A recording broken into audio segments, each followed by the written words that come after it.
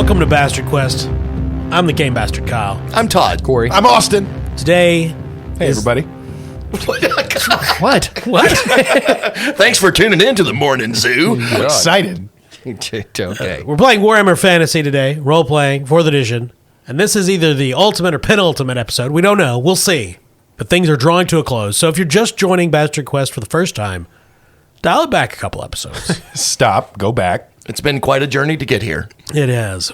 This Warhammer Fantasy Roleplay 4th edition is based on the Warhammer Fantasy property from Games Workshop, and the product is made by Cubicle 7. So Corey, who are you playing today? Brinda, and then and her trusty duck, Z'mage. Right? God, what is it? What are we doing? Greatness is what we're doing. Okay. Austin? I am Harlow Finn, the witch hunter. Todd? Stevie. The three of you and Z'mage are in the foyer, I suppose, one of the entryways into Castle Drakenfels. There's a stairwell leading up to the second level, which is where you believe the fugitive Ethan Crane is hiding with the forbidden book that he stole from the Empire. Approaching you from the castle's ruined main doors is Chris, the large ogre. He's wearing a sash and some pants and little else, and you can smell his stench while he trundles towards you. Hey! A sash? Is he about to get married in Nashville? Maybe. You were discovered. Do some failed stealth checks as you tried to infiltrate the castle. So Harlow's going to hold out his Zweihander with both hands, holding the blade out, and say, "You there, ogre. We have business upstairs." Oh, I see. The ogre approaches to the threshold of the castle. He says, "Hey, you're not allowed in here." Like I said, we have business upstairs. Our quarrel is not with you. "Well, you're trespassing. This is your last chance to step away. I will report this to higher authorities." So yeah, I'm going to try an intimidation check before we get started. He takes out a pad and a pen and starts writing a citation. Damn it. Yeah, you can make an intimidate check if you wish. Okay. Harlow has an intimidation of 40. Any modifiers there? Well, he's an ogre. He's much larger than you, Okay. and he's a little bit peckish, so no. Okay. Well, that's an 87. Yep, I'm writing your name twice. Brinda's a smaller woman. She's kind of been standing behind Stevie, so he hasn't seen her yet. Brinda is going to use her magic to turn into an animal. Okay. She's going to turn into the animal that all ogres love, the donkey. God. To try to charm him. I'll allow it. Okay. This is what we've got to. So the donkey emerges from behind Stevie. Have you rolled your magic language roll for your turn? Nah, I decided I'm not doing that kind of shit anymore. Are you? I'm sick of that. That's my least favorite part of these games. Interesting. Is trying to Interesting Yes. personal choice. It's dumb. Okay.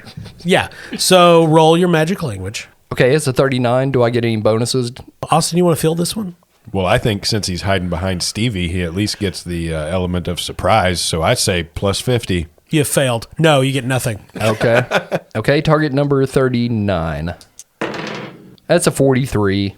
So here's the deal. You start casting the spell. You will be able to turn into a donkey, but the penalty is going to be something other than the spell failing, Corey. Okay. So Brinda transforms into a donkey, and I assume part of your plot was to try to mesmerize him with your donkeyness. What do you do after turning into a donkey? What the fuck? Well, she just kind of comes out, and she can't speak in animal form. That's been established. That's a rule. I will abide by that. Oh, okay, good. So she comes out as the donkey, brays peacefully, and What's that sound like?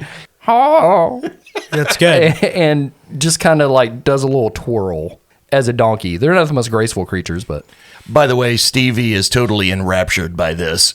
So is Chris the ogre. He is staring at the donkey. Then suddenly a big tear trickles down his face, and he goes, "Neil, you've come back!"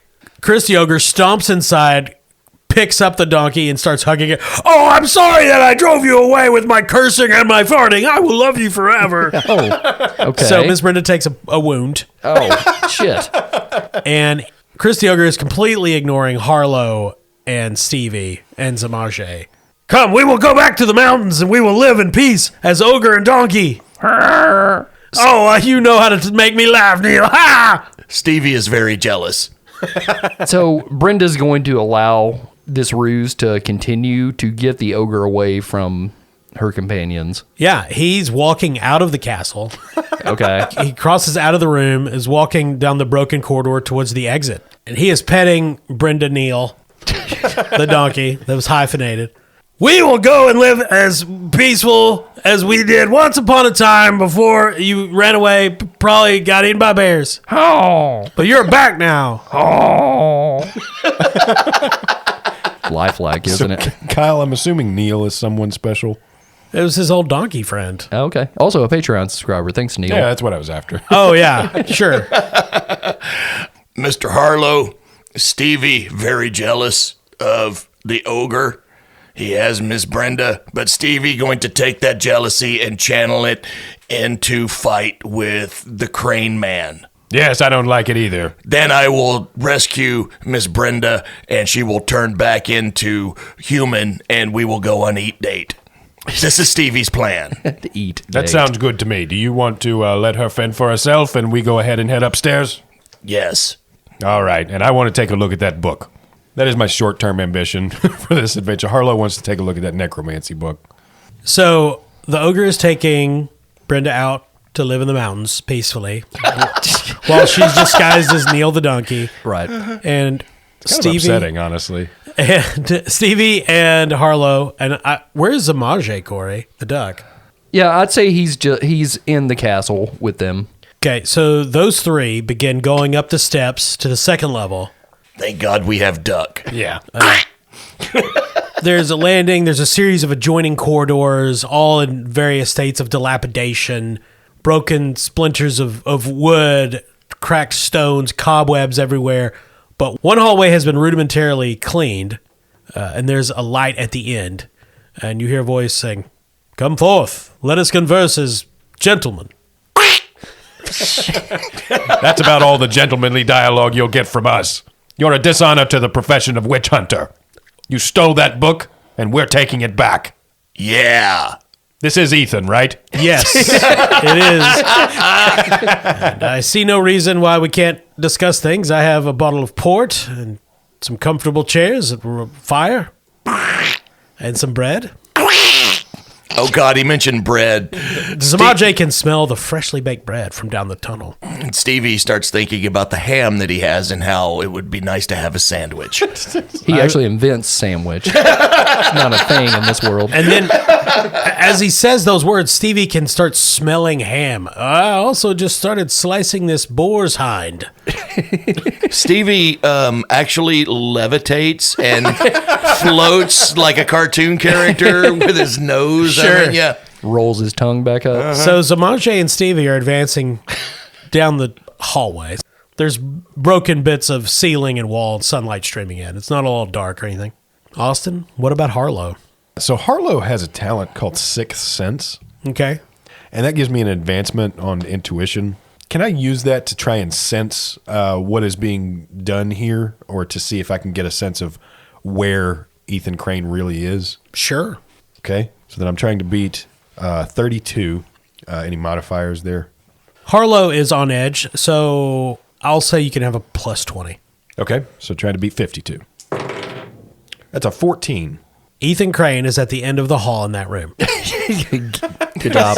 But you get no sense of a supernatural threat other than just generally being unsettled by being in Castle Drakenfels. Okay. My friends, do not be seduced by the aromatic magic of our enemy. we must get that book. Stevie's still walking toward ham, Okay. floating as if. So, Austin, are you going to go with them, or are you going to wait to see what happens to them? No, I'm going to advance along with them. I don't want them to be left exposed. So Harlow is going to advance behind them slightly with his with an arrow knocked. So you get to the end of the hall. There's a rather large room It looks like it maybe once was a bedroom, but the bed is old and broken and rotted. However, a relatively new rug has been laid in front of the fireplace. There's a fire going. There are candles lit. There are a number of chairs set around. Old table's been repaired. On it is a haunch of pig that presumably Ethan Crane, a tall, gaunt man with graying hair at the temples, is slicing. There's fresh bread that he just pulled out of a Dutch oven. And beside that, all this food and bread and port, with a number of cracked mugs for drinking vessels, is the Nicarum Obscurum, this large tome covered in rather unassuming leather, though it does have a large lock on the side. It is sitting on the table. Ethan slices off haunches of ham and bread and hands Stevie a plate. And Stevie begins eating and pours himself a gigantic pour full of port.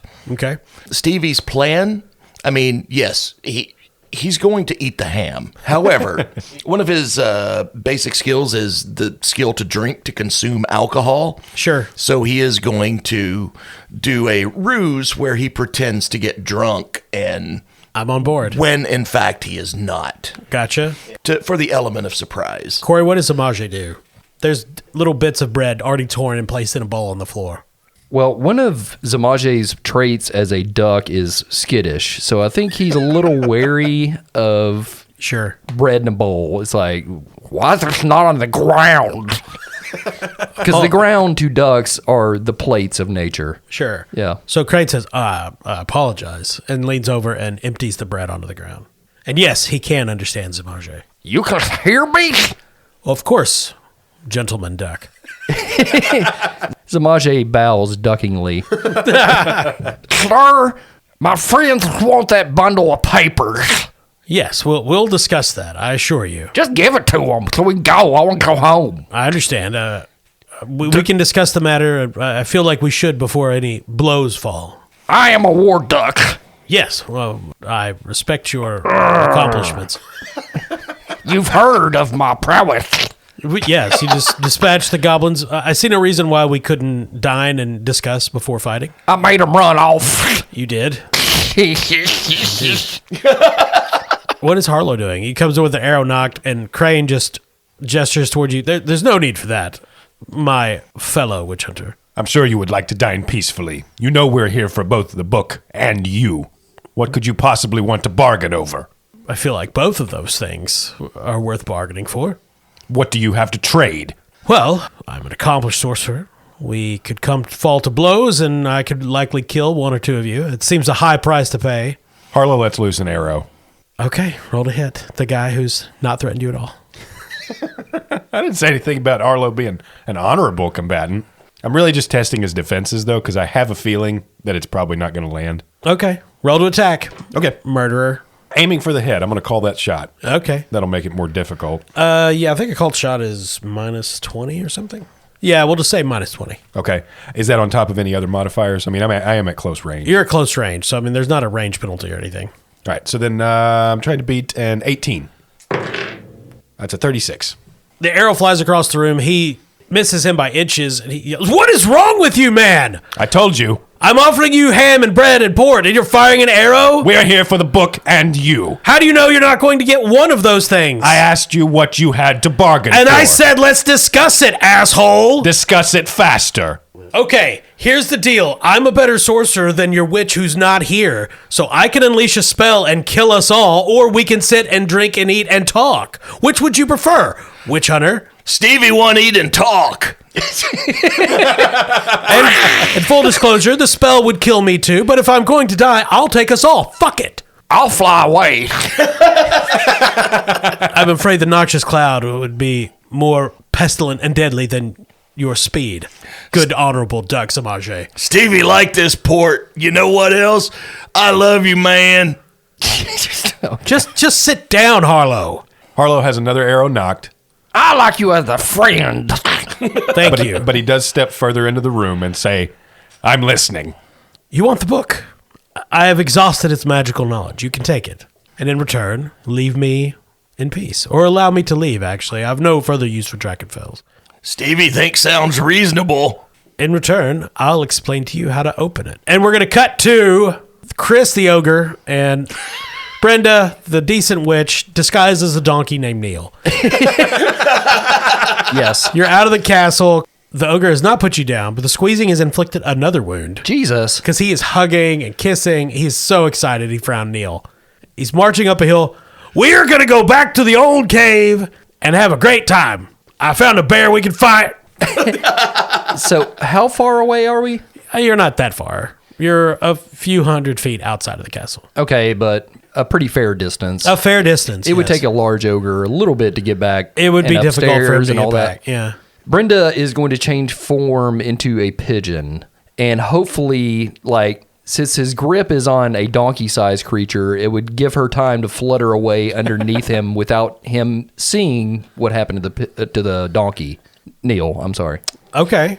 So this is going to be an opposed agility test. You're going to get you're tiny and he's large. Yeah. So you're going to get a plus 30. Okay. And it's a surprise. So I'll give you another plus 10 for that. So total of plus 40. Okay.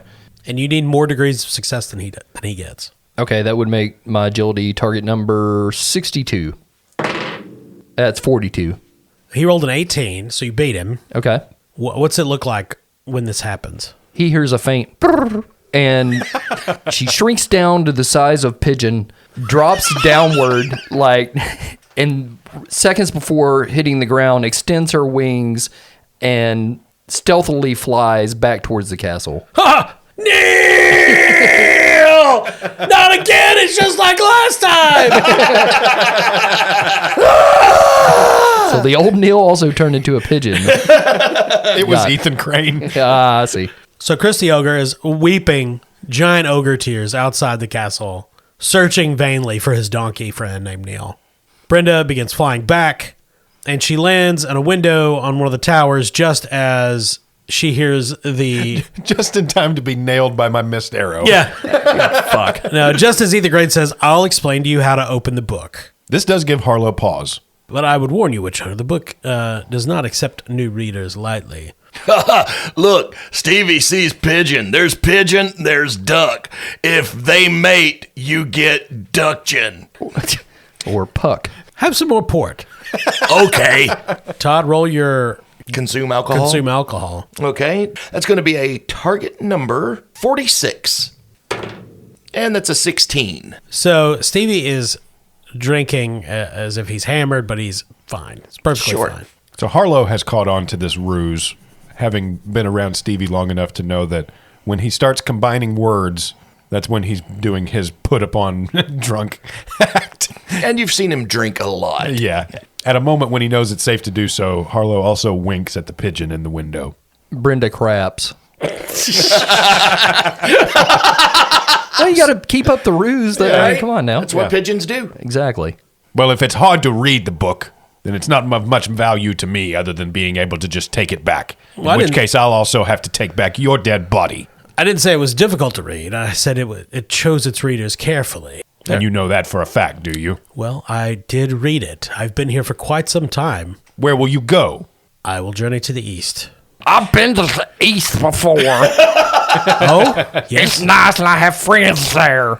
Later, perhaps you can give me some advice on the route to take. I would fly That can be arranged. east. Yeah, right. I go there for the spring. Okay. Mr. Crane, Stevie has question. Of course, Stevie. What makes this book so special? It is a powerful magical artifact. There are many secrets of the arcane hidden within. 2, I believe it is conscious in a way. Not alive, as we are, but there is more to it than simple leather and paper. Some great spirit is bound to it. I know not which. Well, I can sympathize with a thirst for magical knowledge. Oh, can you? I do seek to understand this world we inhabit. Oh, so your solution then is to slay me and steal the magic for yourself. Well, I guess I must admire the ambition. Well, I don't even have to learn the magic for myself. I just want to understand it. I fail to see how those would not be one and the same. I would expect nothing less from someone as power hungry as you to steal a book and actually try to take its power. Mr. Crane is power hungry. Stevie is ham hungry. Well, perhaps things that are true of me are perhaps not as you believe. Give me an example. I did not steal the book. I took it on orders from the witch hunter General Ramirez. So you could say I stole it for him from the Empire and then decided it would best not be in his hands. Where is your proof? I have none. There were no written orders, only verbal ones. Why would Ramirez want the book? Ramirez is almost certainly a cultist of Zinch, the dark god of trickery, lies. I know that the two men he sent to accompany me were cultists of the same, and tried to kill me after we absconded with it from the Imperial capital. Why do you think that the Empire has not sent a vast troop of men to hunt me down if I truly stole this? Stevie likes watching Harlow's entire belief system collapse.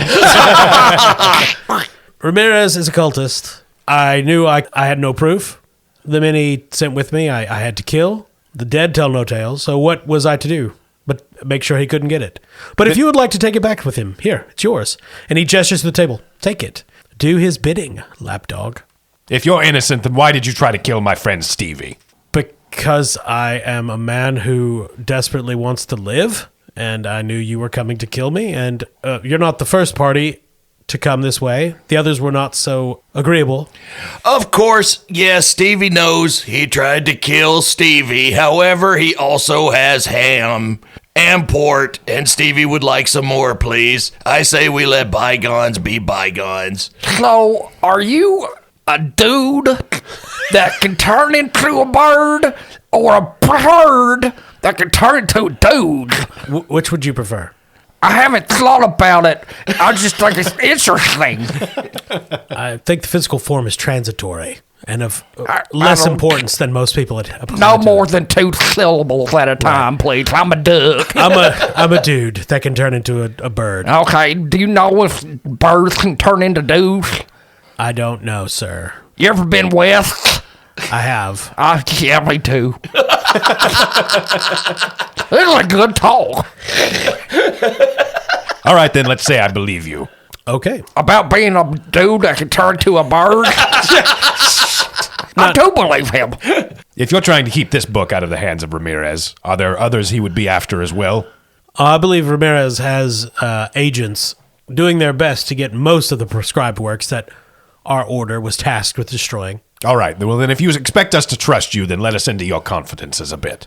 Where do you plan on going? And do you plan to continue to try to keep these grimoires out of Ramirez's hands? I plan to go to Grand Cathay, which I believe is far beyond Ramirez's reach, though it has its own problems with chaos and its agents. That's kind of more southeast.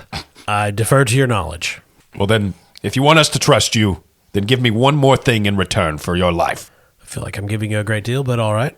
Tell me where the next book is that should be protected from Ramirez and the Guild. If my divinations were correct, then there's one making its way to Ramirez as we speak. The Liber Mortis is being taken to Ubersreich on a boat in the hands of one of our associates. I believe it's a few days from Ramirez. Harlow finally lowers his bow. You've been holding it up this entire time? Oh, yeah. And he steps up to the table and he slides the necromancy book towards Stevie where he can hold it. Ethan dusts his hands off. Then I suppose we're done here. You have the book, and I'll give you the key, and I'll be on my way. You can give us the key. I'll ask one thing of you, and Seems- it's okay to say no. Okay. Will you help us get this next book? No. No, I'm an NPC, you see. So I must go on. He takes a medallion out of his pocket and he gives it to you. This will open the book for you. Be warned, it has its own perils. But I believe I've tarried too long. So Miss Brinda can see magic. Yeah.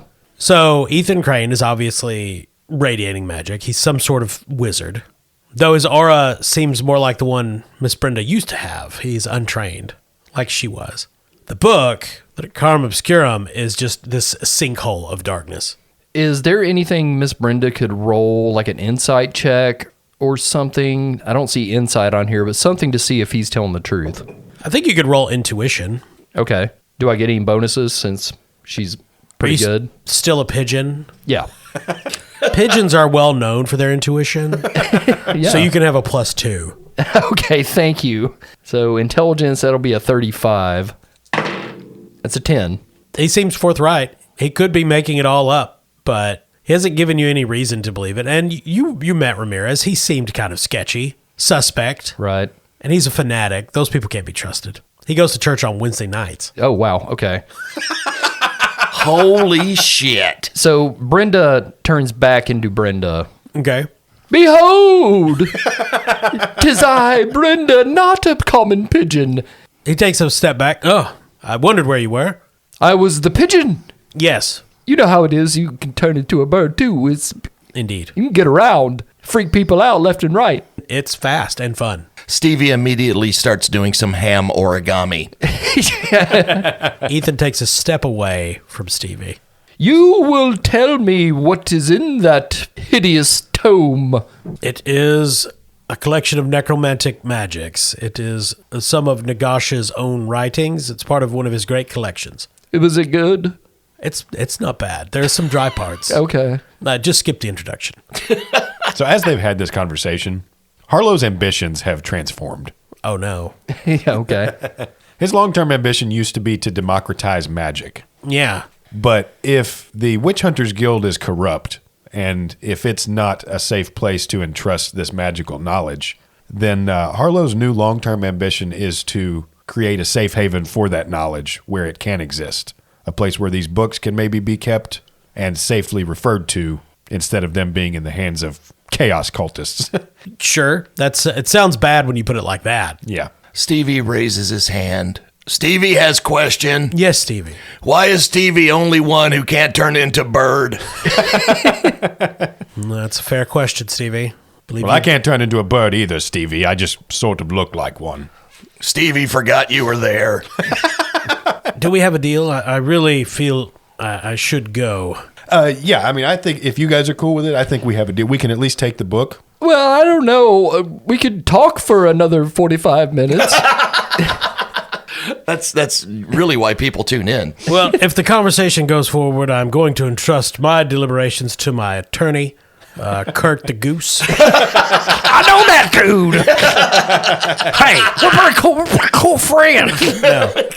So are you guys done talking to Ethan Crane? Who? Yeah, I mean, I think that's the salient points of everything I would want to try and achieve. We'll take the book, and we may investigate further to try and see if Ramirez is indeed a good safeguard for these books. But if anything turns out to be untoward, Harlow plans on keeping these books. And the first thing on his agenda would be to now look into trying to stop that other book from reaching Ramirez's hands. All right. So Crane gives you the amulet to open the book, and then he turns into a raven and flies to the east.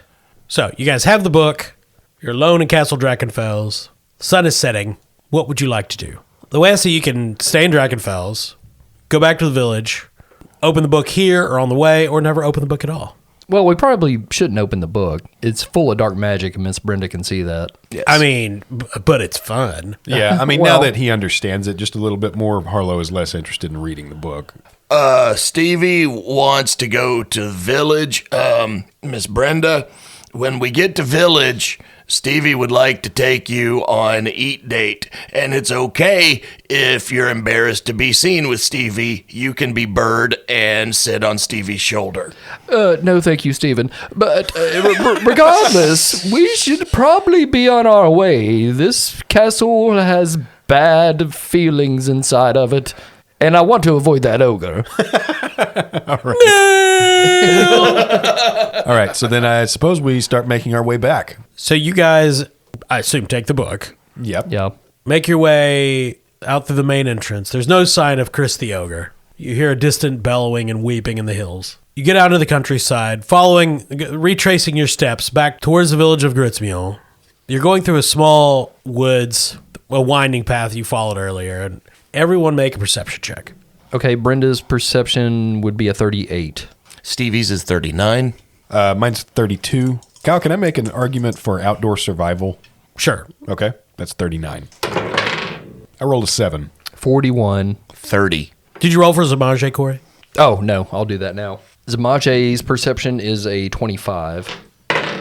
That's a 45. So Stevie and Harlow hear voices coming up the path, and you hear something like, "Oh, yeah, I'll take you to my grandson. He's a great hero. He's with a group of adventurers. going up to Old Castle Dragonfels, and I tell him I used to steal bricks, and I'll be okay. I'll shut up. Quickly, get off the road. And coming around the bend is Matthias Roussel walking with a stick and a party of armed men on horseback, armored, wearing the colors of Imperial soldiers. And they look very put upon because you suspect Roussel's not shut up since wherever he found them. So are you guys going, you're hiding, so roll stealth. You can have, each of you can have a plus 20 because you had time to hide and there's some good cover around. All right. My stealth is a 36, so trying to beat a 56. 40. Z'mage doesn't actually have to hide. I mean, he's a duck. Yeah. They're everywhere in this wood. Yeah. Although he might draw attention if Matthias Roussel starts running toward his grandson.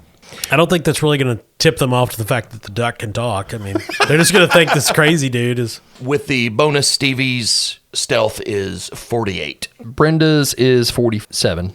I rolled a 51. 16. 29. So you guys hide in the low-lying bushes behind trees. Where's Z'mage, Corey? Z'mage has burrowed deep into the ground. Okay. Yeah. Yeah. as ducks do. Yeah. Okay. God damn it. They're really the moles of the waterfowl. Yeah. Yeah. Everyone knows this. Yeah. So the soldiers come around into view. Russell is with them. They get him to shut up, and they're talking amongst themselves, grousing like soldiers do about how they have to go out of their way, and this is too far, and where are these people that they're supposed to find. And one of them asks herself, when did you leave him? Oh, not that long ago. You guys were making good time. Come help him and my grandson. And the lead soldier nods. Yes, of course, we're going to help them, right. And where did these fugitives, heroes go off to? Oh, hey, we're going to Castle Dragonfels. What do you guys want to do? You can let them pass by. They have not spotted you. You made your stealth check. How many are there? There are 4 men on horseback in armor with weapons. Considering that Stevie is weaponless. Oh, yeah. The otter's got your boat hook. Yeah. I forgot. But, Stevie, I actually have some weapons to spare if you would like my hand axe. Mr. Harlow, Stevie feels it's his duty to ask you, why so angry? Always fighting. Is it blood pressure? Yes, who hurt you, dear? Well, I came to kill something, damn it. Stevie says hide or fight.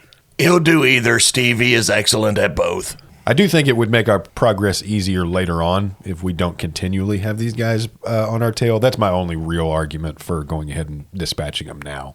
Okay. All right, so you guys have advantage. You can attack from ambush. They won't see it coming. Let's kill Roussel, too. He's been eyeing my duck. He's probably the ringleader. Yeah, right. So we're not going to do a full-on combat, but each of you can make, you get one action, and if you're successful, you can take out one of them. Okay. Z'mage as well, of course. Okay.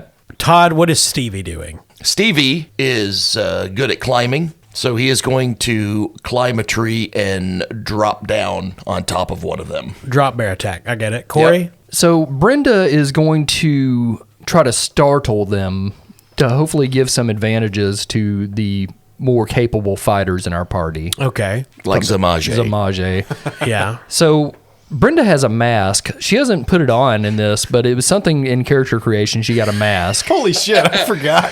Okay. This is a mundane mask. This is some ancient magical artifact, right? It's a mask. It actually... Like for sleeping? It's a mask. It actually carries the visage of Eric Stoltz from the film Mask. So it's the Rocky Dennis. Okay, so plus 30 to horrify. Okay. So Brinda actually has a talent of menacing. She does? Yeah. She gets a bonus to intimidate. Cool. She's a very placid woman, but Not with this mask on, but no. Okay, so that's what you're doing. Austin? Yeah, so my first attack is going to be I'm going to see if 2 of the soldiers maybe line up in my sights and try to nail both of them with one arrow. It's not how arrows work, but okay. What is Z'mage doing, Corey? Z'mage is also going to startle the soldiers by bursting up from the ground beneath them. Sure. Much like the Millennium Falcon escaping the second Death Star after knocking out the main reactor. Right. Yeah. Okay. So since you're your actions are to disconcert Corey. You can roll, and you'll give bonuses to Todd and Austin. Okay.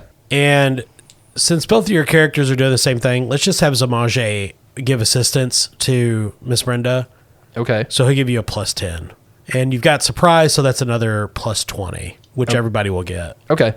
So you're total at plus 30. So that would make my target 63. Okay. That's 91. I'm going to use a fortune to re-roll that. That's a 96. God damn it. What's the other currency I can use that I can just make it whatever I want? I believe that is resilience. I've got 1 resilience left. I'm going to use it Okay. at the end of this fucking game. So I'm going to make my roll perfect and great. So then it's a 60. A 62. So that gives you 6 levels of success plus 2 from menacing for 8. Yeah. What's it look like when Miss Brenda jumps out of the bushes and Z'mage bursts up? We know what Z'mage is doing, but describe Miss Brenda and her demeanor and the mask. Well, we already know what the mask looks like. But. Brenda pops out kind of squattingly and has both her arms up in the air, like Yeah, sure. moving them back and forth, and the Eric Stoltzen mask. Yeah. And goes, "Ooh, from the ground come ducks." And at that moment, Z'mage bursts up between them and It's the witch goblin! Their horses rear, they scream, one of them very shrill and childlike. One goes tumbling off a horse. Todd, Austin, you guys get plus 80 to your rolls. Okay. Nice. I would like to point out that the posture that Corey took to describe Miss Brenda was exactly Richard Dreyfuss's posture on the cover of the Klippendorf's Tribe DVD. okay, great. If you're familiar with that. I am. You're correct. Roll your strikes against these unassuming and now bewildered soldiery. This makes my ranged skill target 118. Okay. Well, let's... Todd, yours I thought was more athletics, but it's up to you. Yeah, because I don't have a weapon. Melee is a weapon skill. Do Yeah. you want my hand axe? No. I think I can finally use my dirty fighting here. Sure, Oh, cool. absolutely. Yeah. Nice. What does the dirty fighting do? I don't know, roll. Okay. This is going to be something ridiculous. Like, if I just go by toughness alone, it's going to be a 121. Right. So what you're looking to do is not roll 100. It's a 62. 82. You both succeed. Todd, Todd, what happens when Steve drops down? He drops down and lands perfectly behind the one that's on the far left, reaches around and just breaks his neck and knocks him off the horse. Yeah, there's a crack, a snap neck. The body tumbles like a sack of discarded potatoes. Now Stevie has horse. And Austin? He lets fly an arrow. It flies across the road. It goes in one ear of a soldier and out the other, and then lodges itself firmly in the eye of the soldier behind him. It's a hell of an arrow. Well, you know what? If you spend a fate, it'll happen. Sure. Go for it. So 3 of them are down from snappery or arrows. The fourth one, his horse is rearing. He's screaming. He takes off in a gallop in just a random direction to get away through the woods. When news of this reaches back to the village, there is a commission that is immediately formed, and they want to investigate this magic arrow. So Matthias rolled a 3 on his attack. Get away from my grandson. Yeah, my grandson is here! And he shoves his staff in between the horse's legs like the spokes of a bike. And it just goes tumbling. The horse is fine because we don't harm animals here, except when we do. Absolutely no. But the man flies off and is impaled on a tree limb. Okay. He's still alive, mostly. Goblin witches! Who sent you, soldier? The witch hunter general we're looking for. Oh, you guys, actually. Why? You stole something, I think. We didn't steal jack shit. You're outlaws. And he dies. Well, that settles it, team. We're going to collect those books. And he turns menacingly toward the camera. And we're going to kill Ramirez. I don't know. I've got other things I could be doing. Stevie always wanted to be an outlaw. Stevie thinks it's cool. But that is definitely an adventure for another time. That was Warhammer. Characters are all fine until we play again. Then they'll probably die. But you collect yourselves, make your way back to the village of Gristmiel, get on the barge, and escape into the wilderness of Reichland. Lots of improbable solutions to the conflict there at the end, but I'm actually very happy with how the negotiation with Crane went. Yeah, I just assumed when I planned it, you guys would just resort to murder because you That's generally what we do. Yeah. Yeah, and it kind of gives us a good, solid direction for moving forward if we do any more Warhammering. Yeah, you can go after the nefarious villain Ramirez. I enjoyed the game. Or you can just write your own fan fiction at home. Yeah. Write your own fan fiction about Ramirez and goose duck fiction, whatever. Yeah.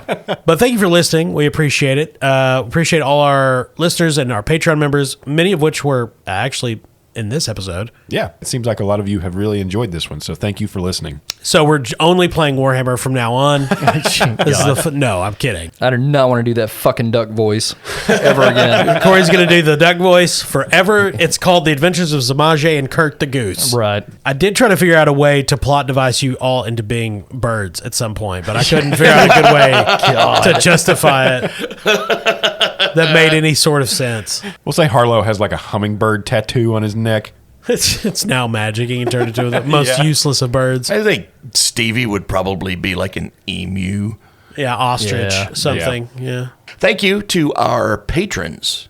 We love you and appreciate you. Yep. If you'd like to be a Patreon member, we can kill you.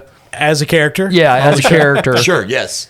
But that's patreon.com/BastardQuest. If you want to become a patron and throw us a few bucks here and there and don't want us to use your name, that's fine. You wouldn't be the first to tell us that. So it's fine. Or sign up as an alias as our friend Z'mage, who Z'mage was based on. Are you saying that's not his real name? It might be. I don't know. Yeah. John Z'mage. Yeah. But yeah, we greatly appreciate our patrons. All Patreon funds go toward acquiring new games to play. We've got quite a catalog already in our podcast, and we've got a lot more to play. Dear Yeah. God. Now, some of the money does go toward Todd's ongoing legal drama with the state of Minnesota. Yeah. This is true. Thank God for that. I ro- mean, lawyers ain't cheap. He broke into Paisley Park, vandalized it. Also, thank you to our sponsor, Barrel and Bond, 100 Broadway Street in beautiful downtown Paducah, right there on the banks of the Ohio River. They got bourbon. They do. Birds in the bathroom. If you're in Paducah, Kentucky, and you think, where could I get drink? Go to Yeah. Barrel and Bond. It's a great spot. And if your rolls are sucking lately, like mine sometimes do, why don't you improve them by getting some cool-ass metal dice from Norse Foundry? Oh, but they're not just metal. They dabble in all sorts of materials. Norse Foundry, you can find them online. And if you use the code word CHAM, that's C-HAM, you get 10% off your order. Yeah, they got new cotton dice. Billowy. I like the human adrenal gland dice. Yeah. Those are great. They're squishy. Yeah, you can get that in a pizza basement. Well, thank you for listening. We've got some more fun stuff coming up, Yeah, we're almost to episode 100. which is going to be so ridiculous. Thank you for listening. I'm Kyle. I'm Todd. Corey. I'm Austin.